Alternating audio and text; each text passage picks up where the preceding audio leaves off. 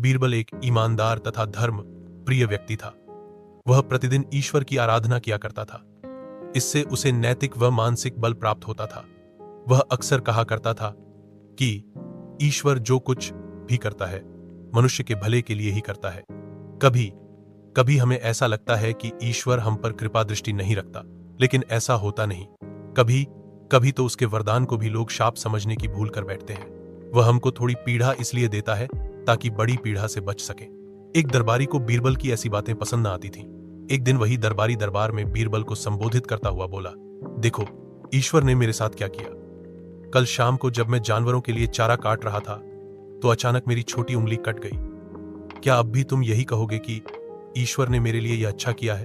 कुछ देर चुप रहने के बाद बोला बीरबल, मेरा अब भी यही विश्वास है, क्योंकि ईश्वर जो कुछ भी करता है मनुष्य के भले के लिए ही करता है। सुनकर वह दरबारी नाराज हो गया कि मेरी तो उंगली कट गई और बीरबल को इसमें भी अच्छाई नजर आ रही है। मेरी पीड़ा तो जैसे कुछ भी नहीं। कुछ अन्य दरबारियों ने भी उसके सुर में सुर मिलाया। तभी बीच में हस्तक्षेप करते हुए बादशाह अकबर बोले, बीरबल हम भी अल्लाह पर भरोसा रखते हैं, लेकिन यहां तुम्हारी बात से सहमत नहीं। इस दरबारी के मामले में ऐसी कोई बात नहीं दिखाई देती जिसके लिए उसकी तारीफ की जाए। बीरबल मुस्कुराता हुआ बोला, ठीक है जहांपना, समय ही बताएगा। अब 3 महीने बीत चुके थे। वह दरबारी जिसकी उंगली कट गई थी घने जंगल में शिकार खेलने निकला हुआ था। एक हिरण का पीछा करते वह भटककर आदिवासियों के हाथों में जा पड़ा। वे आदिवासी अपने देवता को प्रसन्न करने के लिए मानव बलि में विश्वास रखते थे। अतः वे उस दरबारी को पकड़कर मंदिर में ले गए बलि चढ़ाने के लिए। लेकिन जब पुजारी ने उसके शरीर का निरीक्षण किया तो हाथ की एक उंगली कम पाई। नहीं, इस आदमी की बलि नहीं दी जा सकती।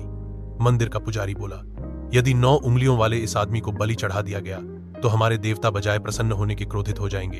अधूरी बलि उन्हें पसंद नहीं। हमें महामारियों, बाढ़ या सूखे का प्रकोप झेलना पड़ सकता है, इसलिए इसे छोड़ देना ही ठीक होगा।